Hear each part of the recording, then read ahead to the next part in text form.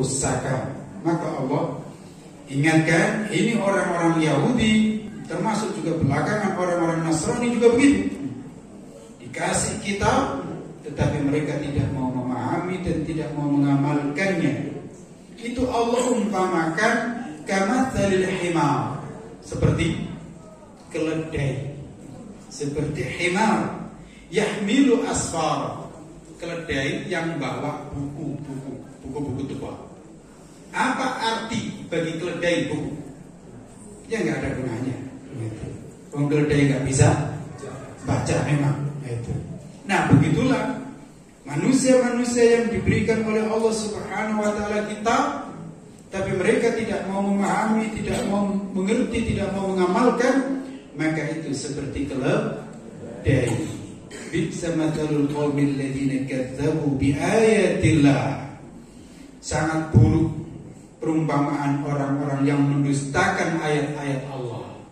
Jadi orang-orang yang seperti itu berarti mendustakan ayat-ayat Allah. Wallahu la yahdil qaumadz zalimin. Dan Allah tidak mau dan Allah tidak akan memberikan petunjuk kepada orang-orang yang zalim.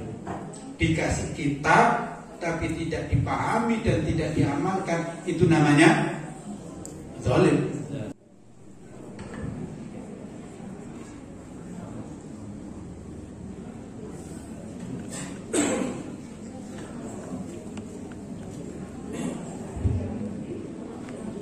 Assalamualaikum warahmatullahi wabarakatuh.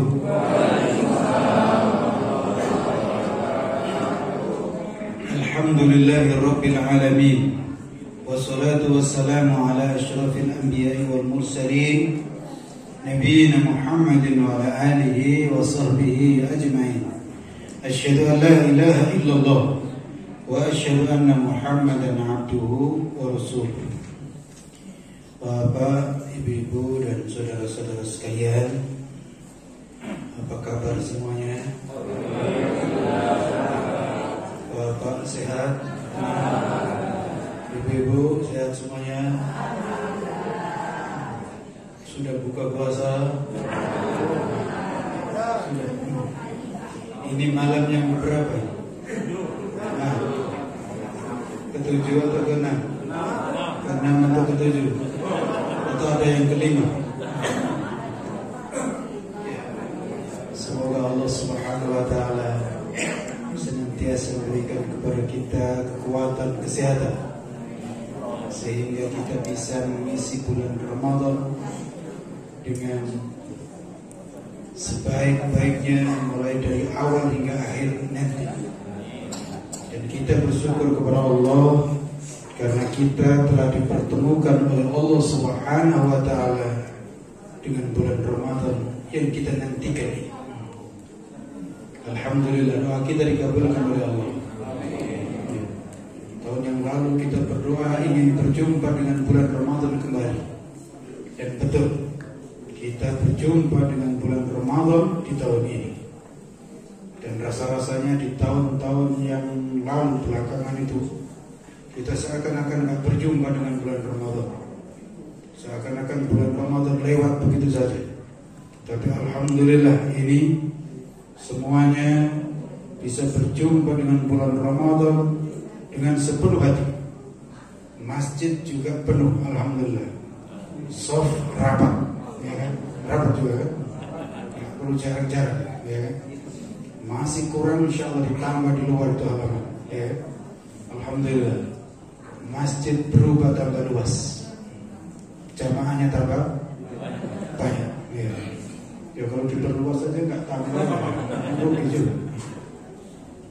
Bapak, ibu dan saudara-saudara sekalian, khususnya anak-anak, silakan dicatat. Judul ceramah kita pada malam hari ini adalah kita wajib memahami isi Al-Quran. Allah Subhanahu wa Ta'ala berfirman di dalam surat Al-Jumu'ah ayat 5. Mathalul ladzina humilut Taurata tsumma lam yahmiluha. Perumpamaan orang-orang yang diberikan Taurat. Siapa dikasih Taurat? orang-orang Yahudi. Orang-orang Yahudi itu dikasih oleh Allah kitab Taurat yang dibawa oleh Nabi Musa, disampaikan kepada kaum Yahudi, Bani Israel, gitu. Bani Israel khususnya, yang kemudian mereka menamakan diri mereka sebagai orang-orang Yahudi. Tsumma lam yahmiluha, kemudian mereka tidak membawanya, artinya tidak memahami dan tidak mengamalkan. Kita Taurat disampaikan oleh Nabi Musa kepada mereka, ternyata mereka tidak mau memahami dan tidak mau mengamalkannya. Puncaknya adalah saat diutusnya Nabi Muhammad SAW. Di dalam kitab Taurat itu ada petunjuk tentang Nabi Muhammad, bahwa nanti ada utusan Allah di akhir zaman.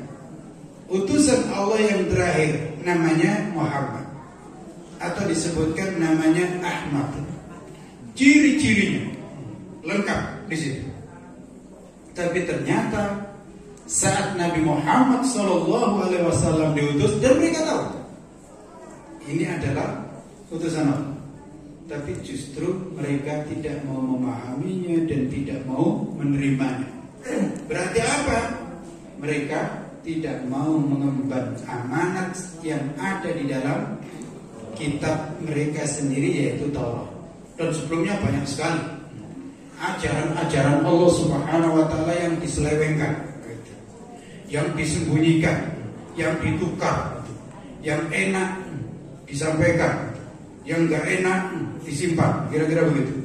Jadi beragama pilih-pilih, mana yang sesuai dengan hawa nafsu ya diikuti, mana yang tidak sesuai ya disembunyikan. Itu model orang Yahudi, Bani Israel. Bahkan di ayat yang lain disebutkan mereka itu suka mencampur adukkan antara yang hak dan yang batil. Maka Allah berfirman juga di ayat yang lain, wala talbisul haqqa bil batil. Jangan kalian campur adukkan antara yang hak dan yang batil. Karena kalau yang hak dan yang batil itu dicampur jadi batil, gitu. Jadi batil. Ibaratnya susu satu gelas dicampur racun satu sendok, gimana? Jadi racun. Jarang orang meracun orang, gitu. Itu pakai racun total. Biasanya dicampur dengan ya susu, air. Yang campuran itu lebih banyak. Jadi meskipun yang batil itu katakanlah dikit, yang hak kok banyak, itu yang menang yang batil. Satu kuali daging sapi dicampur satu sendok daging babi, gimana? Satu kuali itu gimana? Haram. Begitu. Oleh karena itu hati-hati, ya kan? Orang Yahudi biasa mencampur adukkan itu, ya. Oleh karena itu mereka juga acak-acak, nggak apa-apa lah. Sekali-kali ke sini, sekali-kali ke situ, begitu. Kita diacak-acak untuk mengikuti mereka. Kenapa begitu? Karena mereka tahu juga kalau beragama itu dicampur aduk, maka hasilnya adalah kekufuran, dan itu adalah bentuk perusakan. Maka Allah ingatkan, ini orang-orang Yahudi, termasuk juga belakangan orang-orang Nasrani juga begitu. Dikasih kitab, tetapi mereka tidak mau memahami dan tidak mau mengamalkannya. Itu Allah umpamakan kamatsalil himar, seperti keledai, seperti himar yahmilu asfar, keledai yang bawa buku-buku tua. Apa arti bagi keledai buku? Ya nggak ada gunanya. Wong keledai nggak bisa baca memang. Nah begitulah manusia-manusia yang diberikan oleh Allah Subhanahu wa Ta'ala kitab, tapi mereka tidak mau memahami, tidak mau mengerti, tidak mau mengamalkan, maka itu seperti keledai. Bisa mathalul qaumil ladzina kadzdzabu biayatillah. Sangat buruk perumpamaan orang-orang yang mendustakan ayat-ayat Allah. Jadi orang-orang yang seperti itu berarti mendustakan ayat-ayat Allah. Wallahu la yahdil qaumadz zalimin, dan Allah tidak mau dan Allah tidak akan memberikan petunjuk kepada orang-orang yang zalim. Dikasih kitab tapi tidak dipahami dan tidak diamalkan, itu namanya zalim, ya kan?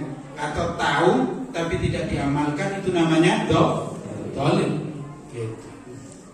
Dia tahu tapi juga tidak mau tahu, itu namanya juga zalim. Maka Allah tidak ngasih petunjuk kepada orang yang seperti itu. Berarti orang itu tersesat. Bapak, Ibu, dan saudara-saudara sekalian, ayat ini memang Allah Subhanahu wa ta'ala tujukan secara tekstual kepada orang-orang Yahudi dan juga kepada orang-orang Nasrani. Karena memang yang berpegang teguh itu yang mendapatkan amanat untuk berpegang teguh dengan Taurat itu adalah Bani Israel, yang kemudian mereka menamakan diri sebagai orang-orang Yahudi dan orang-orang Nasrani, gitu. Orang Yahudi memang Taurat itu kitabnya. Orang Nasrani dua, yaitu Taurat dan Injil. Kita orang Islam Al-Quran. Taurat dan Injil cukup kita imani. Adapun isinya semuanya sudah ada di dalam Al-Quran. Jadi itu bedanya. Taurat, Injil yang aslinya itu, isinya yang benar itu sudah ada di dalam Al-Quran. Karena itu kita nggak perlu lagi buka Taurat, nggak perlu buka Injil. Tapi kita beriman bahwa Taurat dan Injil itu memang kitab yang pernah diturunkan oleh Allah Subhanahu wa ta'ala. Apa buktinya? Silakan lihat. Di dalam Al-Quran itu isinya kan banyak bercerita tentang Nabi Musa, Nabi Isa, Nabi Ibrahim.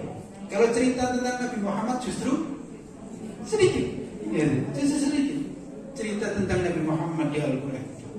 Paling tidak sedikit, diantaranya wadduha wal-laili idza saja ma wadda'aka rabbuka wa ma qala walal akhiratu khairul laka minal ula wala sawfa yu'tika rabbuka fatarda alam yajidika yatiman fa'awa. Ini kan cerita tentang Nabi, bahwa Nabi dulu itu yatim. Tapi kalau cerita tentang Nabi Isa, cerita tentang Nabi Musa, itu ya banyak sekali detail di dalam Al-Quran itu. Ini menunjukkan bahwa Al-Quran itu memang berisi apa-apa yang ada di dalam Taurat dan apa-apa yang ada di dalam Injil. Sempurna Al-Quran, edisi sempurna yang diturunkan oleh Allah Subhanahu wa ta'ala. Nah, Bapak, Ibu, dan saudara-saudara sekalian, ayat tadi memang mengecam orang-orang Yahudi dan orang-orang Nasrani yang tidak mau mengamalkan Taurat, tidak mau mengamalkan Taurat. Di Taurat itu diajarkan la ilaha illallah, ternyata mereka tidak mau mengucapkan la ilaha illallah. Di dalam Taurat dan di dalam Injil disebutkan tentang Nabi Muhammad, mereka tidak mau. Bahkan disebutkan juga sebenarnya di dalam Taurat dan Injil itu babi itu haram. Tapi ternyata mereka nganggap. Nah, begitu. Karena itu kalau ada orang Islam yang anggap babi itu halal, berarti sama gitu. Nah, di sini memang ayat itu mengecam orang-orang Yahudi dan orang-orang Nasrani. Tetapi perlu kita pahami bersama, sesuai yang disampaikan oleh Imam Al-Qurtubi, bahwa ayat ini adalah tanbihun minallah, merupakan peringatan dari Allah liman hamalal kitab, bagi orang yang membawa kitab, yang diberi kitab, ayat ta'allama ma'aniyahu, wajib baginya untuk mempelajari isinya, maknanya, wa ya'lama ma fihi, dan wajib mengetahui apa yang ada di dalamnya, li'alla yalhaqahu minadzam malahiqahaula, supaya tidak termasuk yang dicela oleh Allah Subhanahu wa ta'ala sebagaimana dalam ayat itu. Apa artinya? kita umat Islam ini ya sama, wajib membaca Al-Quran, wajib mengerti yang kita baca, ya kan? Wajib kita mengerti yang kita baca. Jangan sampai kita membaca tapi nggak mengerti atau nggak bisa baca. Masih banyak kan yang nggak bisa baca? Masih? Di sini nggak ada, di sini bisa semua. Kalau di sini, di sana, gitu. Ya karena ada penelitian. Ternyata umat Islam ini yang belum bisa baca Al-Quran ya masih banyak. Yang buta huruf Al-Quran. Kalau buta huruf Latin kayaknya udah nyaris nggak ada, ya kan? Tapi buta huruf Al-Quran masih banyak. Kecuali di Darul Hikmah. Ya insya Allah nggak ada. Ya nggak ada. Semua bisa. Tapi nggak cukup baca, harus kemudian mengerti isinya. Coba bayangkan, baca koran lalu nggak tahu arti. Ada nggak?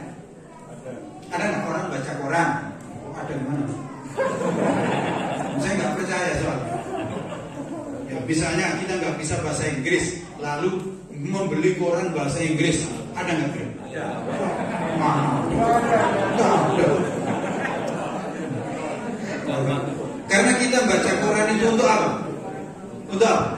Agar tahu berita, kan tahu isinya. Maka kita ya hampir nggak ada, nggak ketemu. Ada orang baca koran itu nggak puas baca saja tapi nggak tahu biar, nggak tahu isinya. Ini kan nggak. Oleh karena kita baca Al-Quran juga gitu. Harus kita tingkatkan, bisa membaca dan mengerti maknanya. Al-Quran terjemahan ada, silakan dibaca Al-Quran terjemahan. Semua punya Al-Quran terjemahan kan? Dibaca terjemahannya. Nah itu dia. Lalu apa? Ibu-ibu bapak beli Quran terjemahannya lalu nggak dibaca? Untuk apa? Dan kalau nggak dibaca terjemahannya itu untuk apa diterjemahkan? Kenapa Al-Quran itu diterjemahkan? Supaya kita baca dan supaya kita tahu. Karena rata-rata kita iya memang nggak langsung bisa. Padahal sebenarnya kalau mau belajar dikit saja itu ya bisa. Kenapa? Karena kita itu hampir tiap hari itu bahasa Arab. Betul? Bahasa Indonesia ini sudah ada yang meneliti itu sebagian besar itu serapan dari bahasa Arab. Kursi bahasa Arab, iya kan? Kursi bahasa Arab. Kalau ada orang meninggal, ngomong apa kita? Apa yang kita ngomong? Inna lillahi wa inna ilaihi raji'un. Bahasa apa? Bukan bahasa Jawa. Itu bahasa Arab itu. Kelihatan rembulan yang indah. Ucapan apa kita? Subhanallah. Kita sholat 5 kali setidaknya sehari semalam. Itu apa yang kita ucapkan? Semuanya bahasa Arab. Ya, jadi sebenarnya kita itu tinggal dikit saja mau belajar yang ngerti bahasa Arab. Apalagi kemudian dibantu dengan terjemahan. Maka silakan Bapak, Ibu, dan saudara-saudara sekalian, memang Al-Quran itu hebat. Baca saja, nggak ngerti artinya, itu enak. Betul? Enak. Kita dengar anak baca Quran, itu yang benar. Itu meskipun kita nggak tahu artinya, enak. Ya kan? Bapak, Ibu yang umroh, yang sholat di Masjidil Haram itu bacanya agak panjang kan imam, dan kita nggak tahu artinya, tapi enak, nangis sampai nangis, tersentuh gitu, ya kan? Itulah Al-Quran. Tapi tentu jangan puasanya itu. Kalau baca tanpa ngerti artinya saja enak, masya Allah, betapa lebih enak kalau ngerti artinya. Kalau buah itu kulitnya saja sudah enak, apalagi isinya. Masa hanya cukup makan kulit saja? Coba. Disinilah maka Al-Quran semacam nyindir kita juga. Itu orang Yahudi kayak begitu, nggak mau memahami, nggak mau mengamalkan, jangan dicontoh gitu. Wahai umat Islam, kamu dikasih Al-Quran yang kebenarannya 100%, dimanapun sama. Mau kita ketemu di Inggris ya Qurannya sama, ya kan? Ketemu di Mekah sama, ketemu di Madinah sama, ketemu di Bengkulu sama, ketemu di Bituan sama, gitu. Dan kalau kita sholat ya di mana-mana, makanya enak sama. Bacanya Al-Fatihah dan kemudian ada surat-surat yang dibaca itu sama. Maka pahami Al-Quran. Lalu tentu saja amalkan Al-Quran.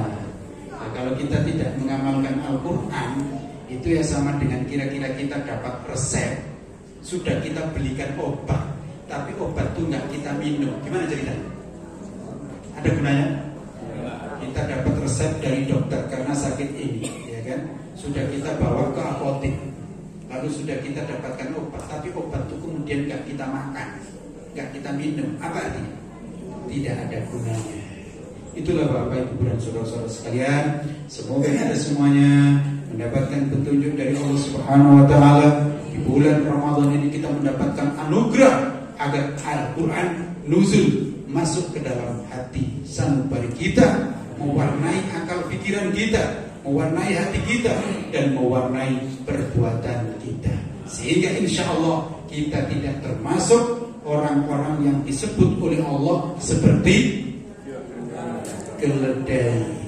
Tapi kita insya Allah sebagai umat Nabi Muhammad yang dibanggakan oleh Nabi Muhammad SAW sebagai kuntum khairu ummatin ukhrijat linnas, sebagai umat yang terbaik yang hidup di muka bumi dan nanti bertemu dengan Nabi Muhammad masuk di dalam surga. Amin ya rabbal alamin. Subhanakallahumma rabbana wa bihamdika asyhadu an la ilaha illa anta astaghfiruka wa atubu ilaik. Assalamualaikum warahmatullahi wabarakatuh.